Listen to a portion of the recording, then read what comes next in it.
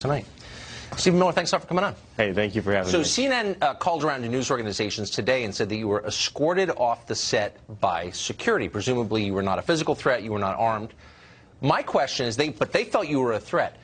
Do you think if you had been, I don't know, a member of MS-13 here illegally, that CNN would have had security pull you off the set? Well, I assume if I was a member of MS-13 here illegally, they would be clamoring to get me into the voting booth. But I think that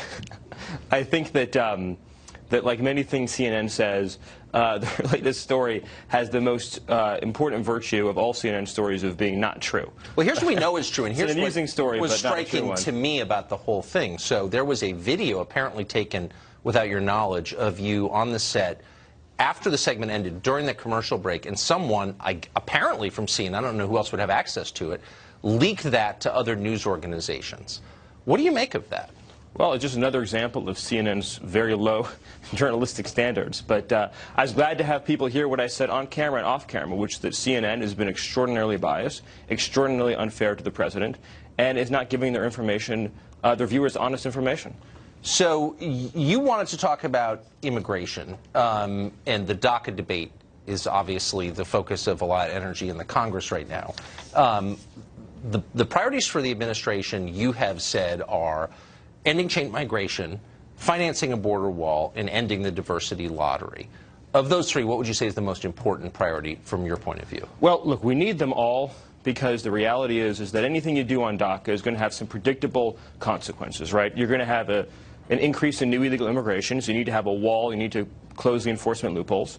And then you're also going to have an increase in the overall number of people coming into the country, and that's why you have to deal with chain migration, you have to deal with the visa lottery. And these are crucial reforms to make the system work for Americans. You know, Donald Trump has a very radical idea, and that's that when we make changes to our immigration laws, the group we should be most concerned about are everyday, hardworking Americans, the citizens who make this country run, who obey the laws, follow the rules, pay their taxes, show up and vote, the people who are loyal to this country. And Donald Trump is saying our country should be loyal to them in return. So Democrats argue back that ending chain migration and ending the diversity lottery would prevent a lot of people, decent people, from coming to this country. What's their argument against financing a border wall? Why do you think they oppose that? Well, as you know, I mean, they all voted for a border barrier, a hard physical border barrier back in 2006, the Secure Fence Act. Joe Biden voted for it, Barack Obama voted for it, Hillary Clinton voted for it, et cetera. So that's it's just a new position they apparently have, that they're opposed to any form of border But what animates security. it? Like, why is that an absolute sticking point for Democrats? A bunch of them have said, including in leadership, we're not supporting anything that includes financing a border wall. Why? What's their objection to that? If Democrats oppose a border wall, they're just saying they want continued, unending illegal immigration. But let me deal with your other question, too. You talked about, they say, well, you know, if you have chain migration, it could keep good people out. There's 7 billion people in the world. Most of them are good, hardworking, decent, honest, principled people. But the reality is there's a limit to how many people any country can bring in. And we as a country have a right to say we want to bring people in based on their ability to contribute to our economy, to be safe, productive citizens, and to uplift the nation as a whole. You know, you think about our current system of chain migration, Tucker. So over the last 10 years, we've admitted about 10 million people through our chain migration system. To understand how many people that is, you're talking about every hour, that's about the size of a high school auditorium. Every day, it's the size of a large high school. Every week, a small city. Every month, a medium to average sized city. And every year, a very large city, a city the size of Washington, D.C., or almost to San Francisco, every single year, just through chain migration. What's the effect of that on taxpayers? What's the effect of that on wage earners? What's the effect of that? And that's legal. Right. That's just folks coming in on green cards through chain migration. So what's the, I always ask this question of proponents of immigration, including of illegal immigration, what's the ideal number of immigrants, people from other countries moving here every year? Right, and oftentimes they don't have an answer to that question. Well, what's your answer? I mean, I have my own views on it, but I think the important point is that ending chain migration, as the president has called for, is necessary not just for economic security, but for national security. You saw the recent attempted terrorist attack in New York. The individual who came here was brought through the chain migration system, right? They came through a nephew green card. Right. And that's just not a smart way for a country to run its immigration system. So what should be the criteria for entry in the United States? You know, Donald Trump supported the RAISE Act, and it looked at things like, what's your proficiency in the language? What economic skills do you have? Do you have a background in sciences? Do you have a background in engineering? Do you have a background in law or writing?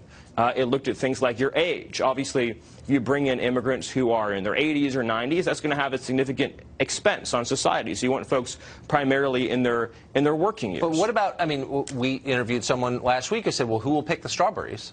I mean, how many immigrants, low-wage, low-skilled immigrants, do we need a year for the ag sector? Well, as you know, only about 1% of the immigrant population of the country works in agriculture. So it's discussed a lot, but it's a very small portion of the overall labor force. The typical job that a lower skilled immigrant worker might do might be construction work, it might be hospitality work, it might be restaurant work, or it might be not working at all and just going onto the welfare system if there isn't a job for that individual. So if there's no clear economic rationale for our current immigration system, and it doesn't sound like there is one, there's no economist saying we need to bring in this number of low-skilled immigrants, then why does the Democratic Party support our current system and want to liberalize our current system so vehemently? What motivates them? Well, you're asking the right question. But I think in the context of this debate, the question that the president is putting before the American people is, when we have an immigration system,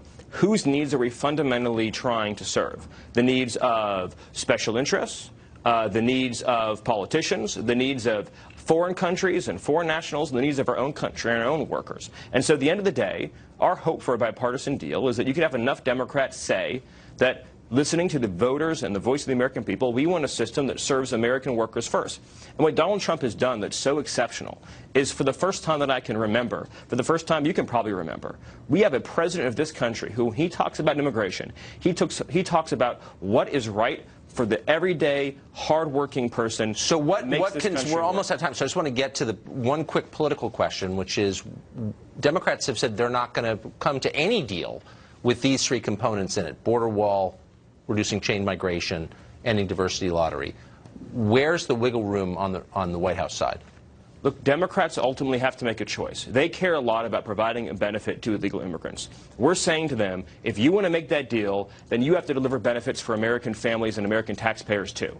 And if both sides are willing to agree to those terms, Tucker, then we can have a deal. And most importantly, we can have an immigration system that 10, 20, 30, 50 years from now produces more assimilation, higher wages, more economic opportunity, and better prospects for immigrants and U.S.-born alike. Stephen Miller, thank you. Hey, thank you.